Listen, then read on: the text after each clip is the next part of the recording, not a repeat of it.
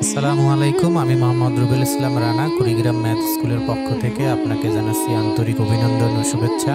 4 নম্বর প্রশ্নে বলা হয়েছে চা ও চিনির অনুপাত 7:3, মিশ্রণে চায়ের পরিমাণ শতকরা কত। তো একদমই সহজ, আমরা প্রথমে নিচে এই অনুপাতের রাশিগুলোর যোগফল লিখব। 7 আর 3 যোগ করলে হবে 10, আর উপরে লিখব যার পরিমাণ চাইবে, চায়ের পরিমাণ বলছে, তাহলে চায়ের অনুপাতটা এখানে দেওয়া আছে 7, তাহলে আমরা উপরে লিখব 7। আর শতকরা যেহেতু বলছে তাহলে গুণ দিতে হবে 100, আর শতকরার ক্ষেত্রে 100 গুণ দিলে কি করব, পার্সেন্ট দিতে হবে।